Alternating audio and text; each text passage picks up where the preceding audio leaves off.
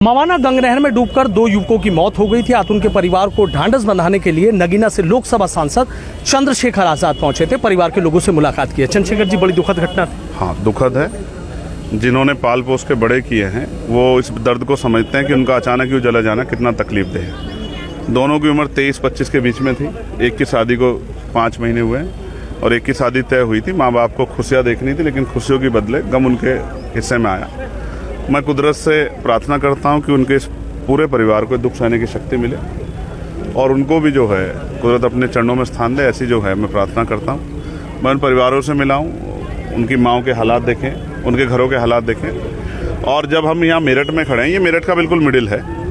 जिस बस्ती में मैं खड़ा हूँ, आप समझो कि अमीरों के जानवर भी, उनके कुत्ता बिल्ली पशु पक्षी भी इससे अच्छी जगहों पर रहते होंगे। ऐसा लग ही नहीं रहा है कि यहाँ इंसान रहते हैं। इस तरह के हालात में यहाँ लोगों को रहने के लिए मजबूर किया गया है। और ये मेरठ है, और मेरठ वो जिसमें नौचंदी का मेला लगता है, मेरठ वो जहाँ से 1857 का गदर शुरू हुआ। कोतवाल धन सिंह गुर्जर जी और माता जी वाल्मीकि के नेतृत्व में इतना बड़ा गदर स्टार्ट हुआ जिसने देश को आज़ादी दिलाई। ये ऐतिहासिक जगह है। सबसे बड़ी सड़क जो है, रास्ता, वो 3 फीट का है चौड़ाई उसकी। मैं पूछना चाहता हूँ, क्या यहाँ इंसान नहीं रहते? क्या उनको सुख सुविधाओं का हक अधिकार नहीं है? क्या इसके हालात नहीं बदलने चाहिए? क्या इनको लिए आगे बढ़ने के लिए अवसर नहीं पैदा होने चाहिए? ऐसा कुछ भी नहीं दिखाई दे रहा है। तो मुझे इस बात की तकलीफ भी है कि मेरठ जो है विकास से बहुत दूर है और सरकार जो है डबल इंजन की, वो सिर्फ हवाई नारा लगाती है, हवाई बातें करती है। जमीन पे विकास की कोई सच्चाई नहीं। दावे तो बहुत बड़े कितनी है। अभी कोरोना का समय आ रहा है, अभी इस कोरोना पे चर्चा चल रही है, उसकी संख्या बढ़ रही है। अगर सोचो इस तरह के हालात बन गई, इनका क्या होगा? तमाम गंदगी है, तमाम नाले अट्टे पड़े हैं, कुछ भी तो नहीं है। तो ऐसा लगता है कि एक ही सोच की सरकार और एक जगह तक सीमित उसने खुद को किया है। गरीबों से उनका कोई बहुत लेना देना नहीं है, ऐसा लगता है। इस बात को उठाएंगे, रखेंगे? उठाएंगे। जो आंखों के सामने आएगा उसको कैसे छिपाएंगे आप बताओ?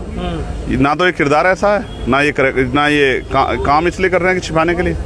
तो जो भी सामने आएगा, जहां भी गलत होगा, जिसके साथ भी गलत होगा, जैसे अलीगढ़ में हुआ, उसको जनता के सामने लाना और सरकार को मजबूर करना कि उस पर कार्रवाई करे, गलत कार्रवाई रोके, लोगों को न्याय दिलाए। ये कर्तव्य हमारा, इसलिए काम कर रहे हैं, करेंगे। जितनी हिम्मत है, जब तक खून का आखिरी कतरा है, करेंगे। गरीबों के लिए लड़ेंगे, उनकी आवाज बनेंगे। लेकर जो अलीगढ़ की घटना है, किस नजरिए से देख रहे हैं? आपको नहीं पता, कल फिर उसमें बयान आया कि वो प्रतिबंधित मास्क नहीं था। आ गया बयान। अब मैं जानना चाहता हूं कि इन आतंकियों पे क्या कार्रवाई करेगी पुलिस, जिन आतंकियों ने पूरे उत्तर प्रदेश का, पूरे अलीगढ़ का माहौल खराब करने का काम किया, सिर्फ कुछ धन के चक्कर में। ये खुली छूट क्यों? उन्होंने अपने कागज दिखाए, उन्होंने ये भी बताया कहाँ से लाए हैं, इस काम को करते हैं, सब बताया। फिर भी पैसा दो, नहीं पैसा दोगे तो मार पड़ेगी और झूठे आरोप लगा के पूरे मामले को पलट दिया जाएगा। एक FIR हुई इनके खिलाफ कि ये प्रतिबंधित मास्क ले जाते हैं। मैंने पूछा अधिकारियों से, क्यों हुई? सैंपल ले जाओ, जानकारी हासिल करो। जानकारी हासिल की तो वो पीड़ित लोग सही निकले। अब मैं प्रशासन से मांग करता हूं कि उन परिवारों को सबसे पहले तो जो पीड़ित है, जिनको चोट लगी, उनको मुआवजा दें। अगर वो 2-4-6 महीने खाट पर रहेंगे तो उनके बच्चों का क्या होगा? उनके घरों कैसे चलेंगे? उनके परिवारों का क्या होगा? उनके स्कूल, उनके बच्चों के भविष्य क्या होगा? वो खाएंगे क्या? उनको मुआवजा दे, पहली बात। दूसरी बात, उनका जो वो जिसमें वो लेके जा रहे थे, वो जो गाड़ी थी उनकी, वो जो जलाई गई है, उस गाड़ी को वापस बना के दें, नई गाड़ी उनको दें, उसका मुआवजा उनको दें। और इन सब आतंकियों पे जिन्होंने ये माहौल खराब, ये आतंकवादी से कम नहीं है, बड़ी बात कह रहे हैं, माहौल खराब करने की कोशिश कर रहे हैं सिर्फ कुछ चंद पैसे के चक्कर में। इन गुंडों पे भी सख्त कार्रवाई करे कि दोबारा किसी गरीब की मॉब लिंचिंग करने से पहले 1000 बार सोचना पड़े। आप समझते हैं मॉब लिंचिंग क्या होती है? एक निर्दोष आदमी जिसको नहीं पता कि वो जा तो अपने काम पर है और एक भीड़ आकर टूट पड़ती है, घेर लिया उसको, उसके सर में 50 टाँके लग जाते हैं, उसकी खाल खींच लेती है, उसके बदन पे जगह नहीं होती है कि जहां हम खाल को छू के देख सके। ये जुल्म, ये अन्याय, इससे बड़ा अन्याय क्या होगा? भीड़ को न्याय करने की छूट देना, भीड़ को कोर्ट जितनी ताकत देना, किसी भी कीमत पे लोकतंत्र में स्वीकार्य नहीं है। ये लोकतंत्र पे, लोकतंत्र की गरिमा पे, संवैधानिक मूल्यों पर, संविधान पे हमला है। इसलिए मैं पहला वाई सकता जो वहां गया, जिसने आवाज उठाई, क्योंकि मैं जानता था कि वो सच्चे हैं और ये गुंडे जिन्होंने उनको पिटा वो झूठे हैं। अब उन सब पे कार्रवाई करें, उनको जेल भेजे और इस पर सख्त कोर्ट से जो है वो हो, एविडेंस कलेक्ट किए जाएं और उनको फास्ट ट्रैक कोर्ट में मुकदमा चला सजा दिलाई जाए, जिससे और किसी के साथ होने वाले इस अन्याय पर रोक लग सके। कोई भी ऐसी बात होती है हमेशा आप सीधी स्पष्ट बात रख देते हैं, इस मामले में मुख्यमंत्री से कोई बात? मैं फिर आपको स्पष्ट कह रहा हूँ, मैंने इस मामले को, अगर मैं नहीं जाता तो बहुत सारे लोग तो दूर बैठ के इसलिए देखते रहते हैं कि पता नहीं हमारे वोट पे फर्क ना पड़ जाए, हम पे कोई आरोप लग जाए। भाई आप इंसान तो हो ना, गलत को गलत कहोगे ना। अगर इन्होंने किसी ने अपराध किया, किसी ने भी एक्स ने अपराध किया, तो इसको पुलिस अरेस्ट कर ले, कोर्ट सजा दे। आम जनता को इतनी ताकत देना कि वो किसी को मार दे, अब वापस ला सकते हो क्या? मैं आपको पूछ रहा हूँ सुनुज भाई, जो मर गया है उसको मैं और आप मिलकर वापस ला सकते हैं क्या? तो उसके जीवन से जुड़े जो लोग हैं उनकी भावनाओं का क्या, उनके हक अधिकारों क्या? तो ये जो अन्याय है, उनकी जान जा सकती है। 4 लोग एक आईसीयू में इलाज नहीं दे रहे थे, लड़ के मुझे बताना कहना पड़ा, तब जाके इलाज शुरू हुआ। मैं चाहता हूँ वो ठीक हो जाएं और अपने साथ जो अन्याय हुआ उसको कोर्ट में चिल्ला के रखें और उनको सजा मिले, और जिससे दोबारा किसी के साथ ऐसा अन्याय ना। चंद्रशेखर आजाद गए और उसके बाद देखने तमाम राजनीतिक दलों के लोग जा रहे हैं, पहले कहाँ थे ये लोग? स्वागत, अब भी चले जाएं तो भी बहुत है यार।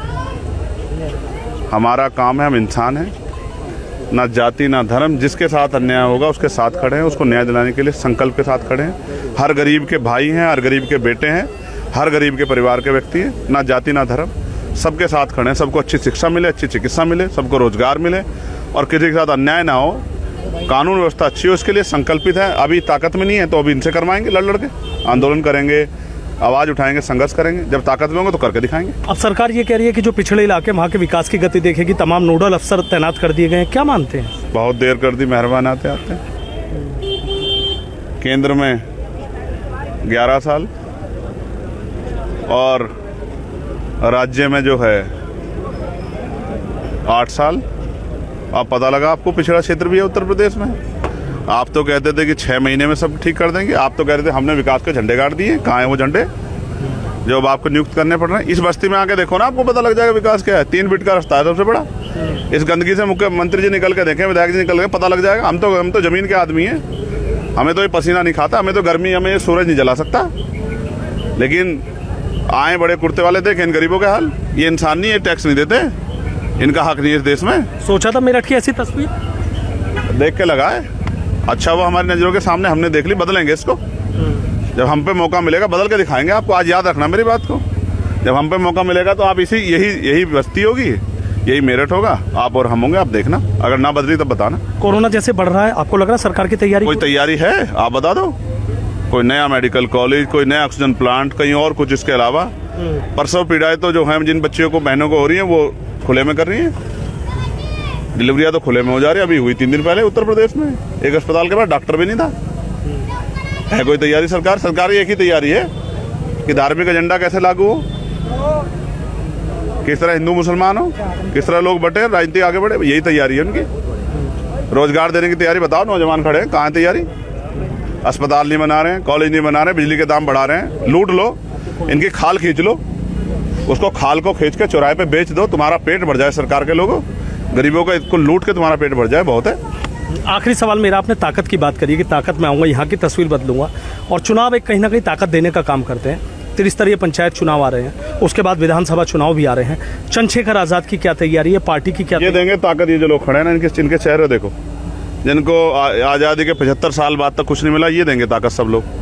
ये अपने जैसे इस भाई का हाथ पकड़ के ताकत देंगे, और जितनी ताकत देंगे इनको दुगनी ताकत मिलेगी। आप समझे मेरी बात को? लोकतंत्र समझते हैं? अगर मेरे पास ताकत तो हर उस व्यक्ति के पास ताकत है जो गरीब है, कमजोर है, जिसके साथ जुल्म होता है, तभी तो ताकत है। ताकत का मतलब थोड़ा है कि किसी गरीब पे जुल्म करो, ताकत का मतलब तो गरीबों की जिंदगी बदलो। इन टूटी हुई गलियों में रोशनी आएगी जिस दिन आजाद समाज पार्टी ताकत में आएगी। मेरी बात को आप याद रखना, इन घरों तक रोशनी पहुंचेगी। ठीक है, बहुत बहुत शुक्रिया। तो देखिए, सांसद चंद्रशेखर आजाद हैं, बेबाक बोले हैं, सरकार पर पूरी तरीके से हमलावर नजर आ रहे हैं। और यहाँ जिस भूसा मंडी में वो पीड़ित परिवार से मिलने आए थे, इस गली की और इलाके की हालत देखकर बेहद तल्ख तेवरों में नजर आए हैं कि विकास करने वाले और सफ़ेद कुर्ते पहनने वाले बड़े नेता ज़रा इन गलियों का भी हाल देख रहे हैं और कह रहे हैं कि जब ताकत में आएंगे तो जगह भी यही होगी, लेकिन यहाँ विकास की गंगा भी बहेगी।